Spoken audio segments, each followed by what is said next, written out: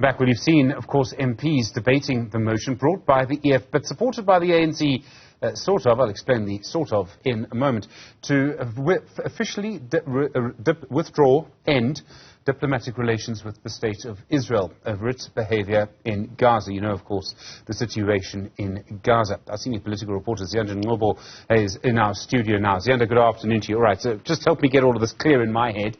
So the EFF brings the motion, the ANC supports it, but with amendments. With amendments, and they're still going to discuss it. That's what we heard from Candace Mashego Dlamini, who was the first ANC MP to actually speak. And it was quite funny to hear Kone Mulder taking a jab at the ANC to say, oh, the ANC is finding itself in this position again. The last time when they had to actually sponsor an EFF motion was when, of course, the land expropriation debate was taking place. So I guess we go back to the debate about the EFF being the ANC's cousin. But nevertheless, Stephen, you know, it's very interesting to note how much this war, this conflict that's taking place in the Middle East is dividing our own parliament, and how it's going to have probably a material impact on next year's the national elections, insofar as where political parties stand. And it's really not an issue where you sit on the fence. It's either you're with one side or you're with the other. But a party like the Democratic Alliance, I think, has been interesting to watch. If you look at how Emma Powell was speaking last week when Dr. Naledi Pandor made a statement, you would have been forgiven if you thought they were pro-Israel. And then today, of course, you would have heard how they kicked off, you know, their address, Emma, that is, in terms of paying condolences to the loss of the life of the gift of the giver's head, as well as also striking that balance, it would seem. So it's interesting because, I mean, of all the political parties, the ANC, the EFF, long history of solidarity with Palestine, many other parties. But the Democratic Alliance is perhaps the party that maybe is the most divided. It's got people of the Jewish faith, of the Muslim faith, of the Christian faith within it. And that's what makes the DA so interesting in this. Yes, and I think this is why then if you thought one thing last week and you think something else after watching Emma Powell today, it's probably also emanating from that protest in the Western Cape last weekend, where you saw how it actually prompted the mayor there, Jordan Hill-Lewis, to call for, you know, tolerance of different views. And because they've got so many, you know, different views within the party, I think they've had to manage, you know, their tonality, the language, and also be consistent in trying to strike a balance where if you condemn on one side, which is what Emma Powell was calling for last week, to call for the condemnation of what happened on October 7, then you must also continue that on the other side. But it was also interesting to notice how, you know, the IFP's been consistent in saying that recalling ambassadors is not good and it's regressive for diplomacy. But you're seeing a lot of the other smaller parties also seeming to join, you know, the call by the EFF to close the Israel embassy. The ATM was one such party. The NFP's Imam Sheikh was one such party. Al-Jamaa was also, you know, one of those that has called for the closure of this embassy. But of course, as you know, Stephen, foreign relations and international relations, it's on a context-by-context basis. Yesterday, we heard the president saying that we have also, you know, filed with the International Criminal Court, and that by far is a big step, even though we'd followed, I think it's Libya or if not Ethiopia that already had gone to the International Criminal Court. Nevertheless, it will be interesting then, because this week, Stephen, remember that those diplomats that were recalled from Israel are due to arrive back from Tel Aviv this week, which many have said could be interpreted in various ways. There's so many other strands to all of this. Yes. I mean, you're correct, of course, around what this does to our politics. So just as a sort of example off the top of my head, Colleen Makubele has given a speech and I think written an opinion piece in support of Israel. She wants to work with the SA Rainbow Alliance. Big press conference just yesterday. The National Freedom Party is part of that. The National Freedom Party today is saying they fully support the ANC's move to remove our envoys to EFF, basically... be careful. The EFF, sorry, yes. Sponsored by the ANC. Agreed to, with amendments. Yes. So, I mean, you have all of these dividing lines. Yeah. There's also, and we don't talk about religion often in our politics. Our divisions tend to be, or our discussions tend to be around racial, ethnic, linguistic identities. Yeah. But you see parties that have a sort of Christian religious base, some of them, the ACDP, supporting Israel. The ATM, not. No, ATM not.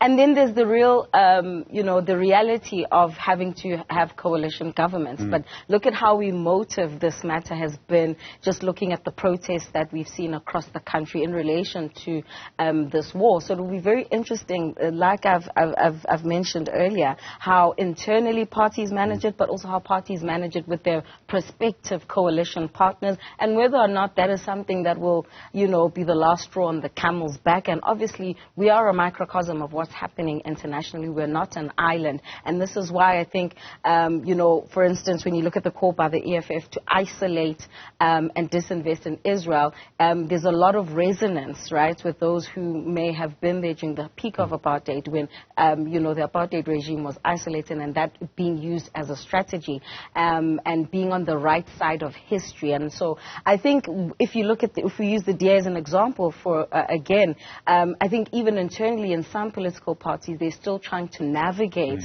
how to manage their own constituencies, because look at the Western Cape. It's a vast, demographic that they're managing. And so when you look at that, it's going to be very important how they communicate going forward. Caleb Kachali are obviously not speaking anymore on the issue after he was removed from the shadow cabinet. Backbencher, he says.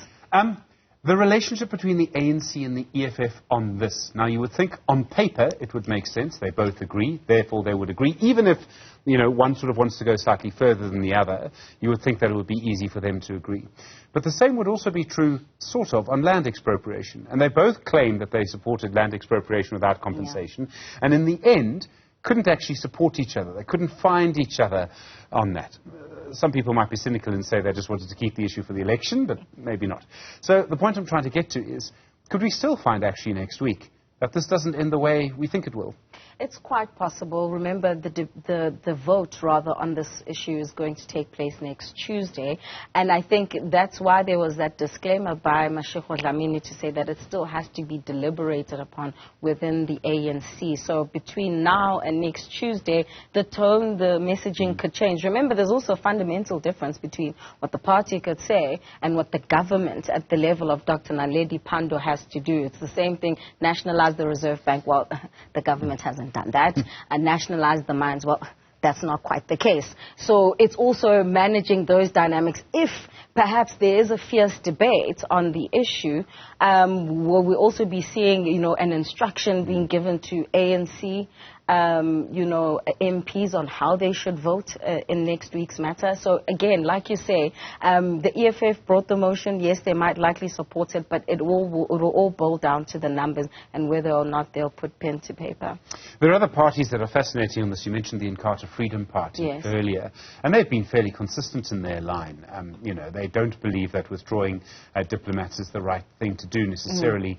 And there's a conversation, it's quite complicated, but some people will say it's just not constructive. It may make you feel better. It may be morally the correct thing to do. Is it constructive? And then, of course, you enter all sorts of other debates around what happens if you do talk, what happens if you don't talk. Yeah. Some people compare it to Russia, Ukraine, some people don't. Yeah. And I think that conversation is very important if you look at our own history. So I think that's why there's been this constant comparison, because some have even said what's happening in Palestine is worse than our own apartheid regime. And so with the events of the 7th of October and how then Israel has responded to it, and the way in which, by the way, international law has been used or not used, is also a critical conversation to be having, because if you trace it back then to the Russia-Ukraine conflict, it's a conversation that's been long-standing when that warrant of arrest was issued against Russian President Vladimir Putin. So you want, Benjamin Netanyahu to also be arrested. And then some are debating, well, the South African government doesn't seem to be consistent, because you are saying these instruments might not work, but actually now do you still believe then in the instruments that already exist? So I think at that level it's quite an important conversation. The last time we had an election in South Africa, apart from by-elections, was in November 2021, yes. So 2 years ago. And if you had said then that we would spend the period after that discussing international relations in our politics as much as we have, since the Russian invasion of Ukraine, and then the Hamas attacks on Israel and Israel's response in Gaza, I wouldn't have believed you. And so I suppose the impossible question is we don't know how voters actually see these conversations around international relations when there's still so many issues we need to resolve in our own society?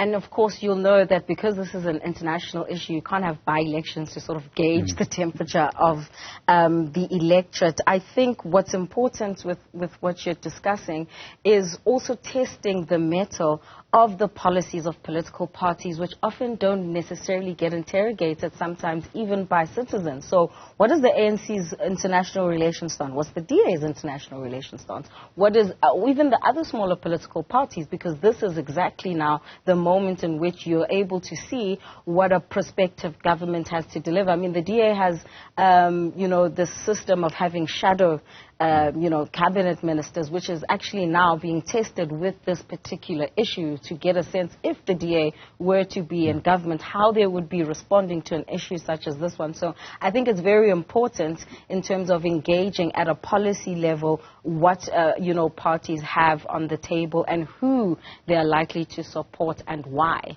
Thank you very much indeed, senior political reporter. And of course, so much more to come on that debate, developments from the United Nations overnight, and of course more today, and of course, Gift of the Givers and their news in all of this.